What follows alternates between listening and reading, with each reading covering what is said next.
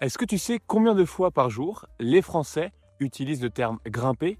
Pas pour parler de la montagne, mais pour parler de leur vie. Grimper les escaliers, grimper au plafond, grimper les échelons. Le français est rempli de vocabulaire de la montagne, même quand tu es à des kilomètres d'ici. Je suis donc à Annecy, dans les Alpes françaises, et je vais t'apprendre le vocabulaire de la montagne directement à la source. Et la montagne, en France, c'est pas juste un beau paysage, ça fait partie de l'identité française. On a beaucoup de chaînes de montagnes, donc on a les Alpes, on a les Pyrénées, on a le Massif central, on a les Vosges, on a le Jura. Et la montagne a laissé énormément de traces dans le français du quotidien, dans le vocabulaire qu'on utilise au quotidien. Par exemple, quand on dit gravir les échelons, eh bien, on utilise le verbe gravir. Gravir, ça vient de la montagne. Ça veut dire monter avec effort. Et les échelons, ce sont les marches d'une échelle. Mais là, dans cette expression, gravir les échelons, on les utilise pour parler de la progression d'une carrière. Regarde ce chemin. Donc en français, on appelle ça un sentier. Un sentier, c'est un petit chemin, généralement qui monte si on est à la montagne, qui est assez étroit et un peu sinueux. Si c'est plus grand, plus large, on va parler d'un chemin. Et si c'est encore plus grand, là on parle totalement d'une route. Et ce qui est marrant, c'est qu'en français, on va utiliser ces termes pour parler de la progression de notre chemin de vie, de la vie en général. On va pouvoir dire suivre son chemin, atteindre des sommets ou le chemin de sa vie. Et on a même une expression que j'apprécie énormément qui est sortir des sentiers battus. Ça veut dire faire quelque chose d'inhabituel, faire quelque chose qui est original, ne pas faire comme la majorité, ne pas être un mouton. Par exemple, tu peux dire qu'un restaurant sort vraiment des sentiers battus s'il fait quelque chose d'unique, de très différent des autres restaurants. J'ai oublié le nom de ce restaurant à Paris, ça me reviendra, je mettrai le nom, mais qui cuisine uniquement des légumes. Et ça sort des sentiers battus. C'est rare de voir un étoilé, il est étoilé Michelin, qui travaille uniquement des légumes et qui va les sublimer. Il sort des sentiers battus. Tu vois, là, je suis un peu essoufflé. Je suis essoufflé. Donc, ça vient du souffle, breath, le souffle. Être essoufflé, c'est quand tu manques d'air. Et tu peux même dire que dans la vie, ça y est, je suis essoufflé.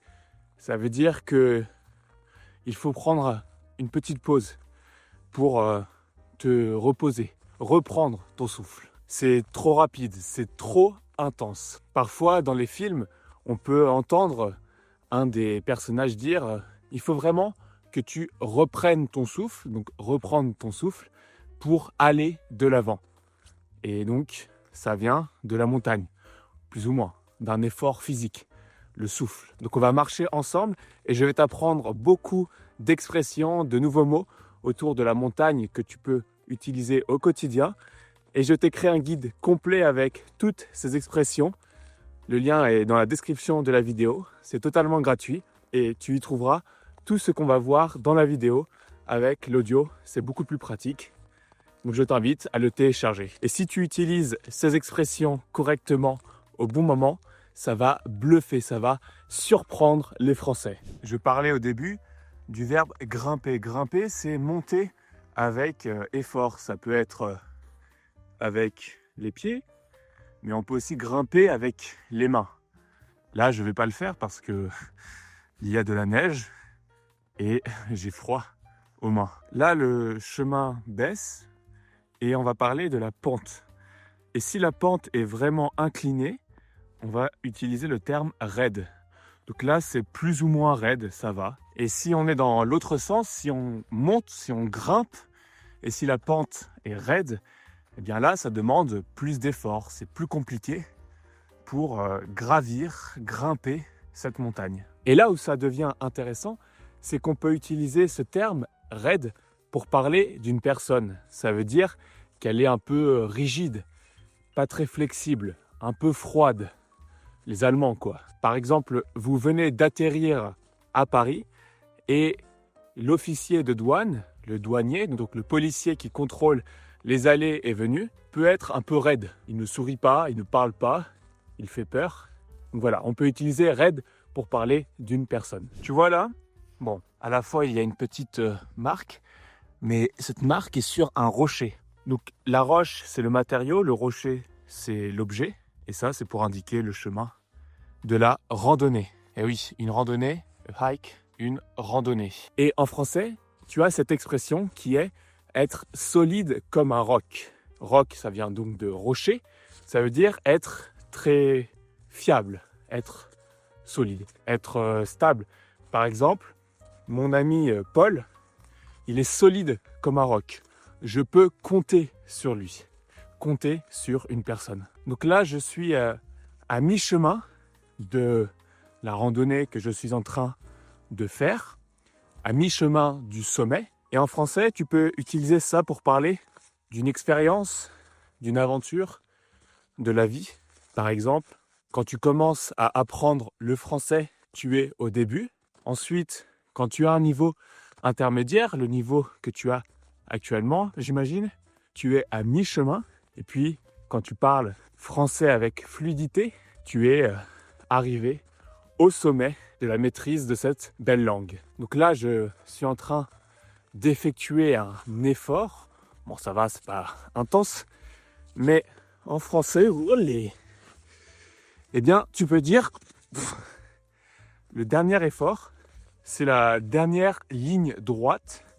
Donc tu peux dire, allez, on y va. C'est la dernière ligne droite avant l'arrivée, avant la fin. Et là, sous la neige, on a des cailloux, donc il y a de la terre, mais aussi des cailloux, des petites pierres, un caillou et des cailloux. Donc le pluriel, on met un X, un caillou, des cailloux. Et en français, on a une expression que j'aime beaucoup, c'est avoir un caillou dans sa chaussure. Donc littéralement, ça voudrait dire avoir une petite pierre dans la chaussure et c'est inconfortable. Et tu peux l'utiliser pour dire que tu as des problèmes qui t'empêchent d'avancer correctement, confortablement. Donc avoir un ou des cailloux dans là ou les chaussures, ça dépend. Et par exemple, tu peux dire en ce moment, j'ai un caillou dans la chaussure, j'arrive pas à apprendre le français parce que je n'ai pas trouvé la bonne méthode, par exemple. Et là, sur le chemin, donc c'est un peu plus large que tout à l'heure, le sentier, on peut voir les traces de pas. Donc je ne suis pas le seul à passer par là. Vous avez dans la neige, ça c'est de la neige, des traces de pas d'animaux, et notamment de renards. Ici, les renards vivent, bon j'imagine, dans la montagne, pas là sur le chemin. Mais donc, la nuit ou le jour, quand il n'y a pas une présence humaine, ils se baladent ici. Ah oui, tout à l'heure, dans la montée, donc la montée et la descente, eh bien j'ai trébuché. Le verbe c'est trébucher. J'ai trébuché sur un caillou. Ça glisse, glisser, ça glisse, comme sur une peau de banane. Donc retenir, trébucher. Là malheureusement, la vue n'est pas dégagée. Il y a beaucoup d'arbres qui empêchent de voir la vue, mais le paysage vaut quand même le coup. Ça vaut le coup. Et dans quelques minutes, je vais atteindre le sommet. En français, on dit atteindre le sommet, c'est arriver jusqu'au sommet, donc jusqu'à l'endroit, atteindre quelque chose. Et tu peux utiliser cette expression, enfin cette structure, atteindre le sommet, pour parler de ta carrière professionnelle, par exemple. J'ai atteint le sommet, je suis le boss maintenant. Et ce qui est beau, c'est qu'en français, on dit c'est au sommet qu'on voit le chemin parcouru. Donc le chemin parcouru, c'est tout le trajet que l'on a effectué, que l'on a accompli. Et donc, c'est seulement quand tu arrives en haut, à la fin, que tu réalises tout ce que tu as accompli, tout le travail que tu as fait.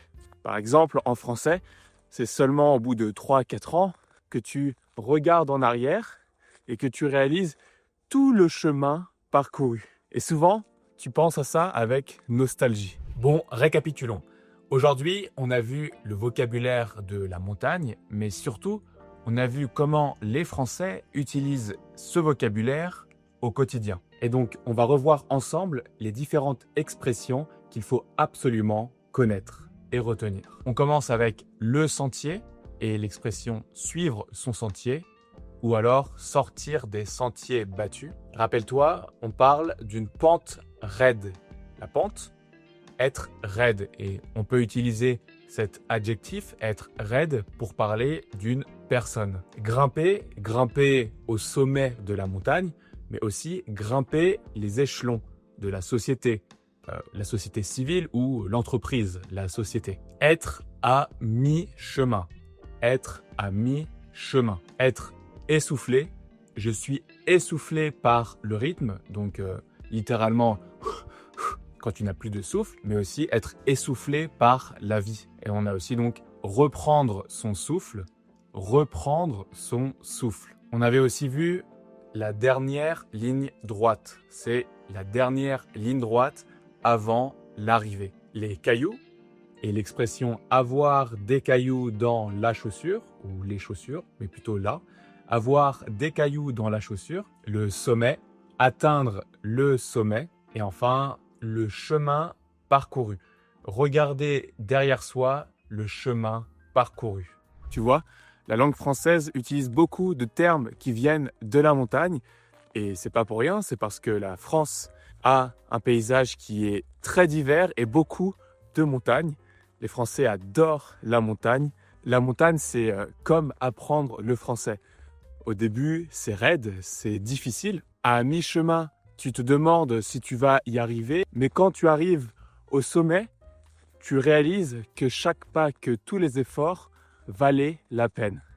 Avec la vue pour la montagne et quand tu maîtrises la langue française, quand tu parles français couramment, ça t'ouvre tout un nouveau monde. Alors continue à grimper, continue à apprendre le français, ne lâche rien, tu verras, au sommet, c'est magnifique. Et toi, est-ce que tu aimes la randonnée? Est-ce que tu aimes marcher à la montagne? Est-ce que tu aimes la montagne, tout simplement? Dis-moi dans les commentaires. Et est-ce que tu aimerais venir à Annecy? N'oublie pas, si tu veux maîtriser le vocabulaire de la montagne, tu as le guide complet. Le lien est dans la description de la vidéo. C'est gratuit. Tu as les expressions, l'audio, tout pour réussir.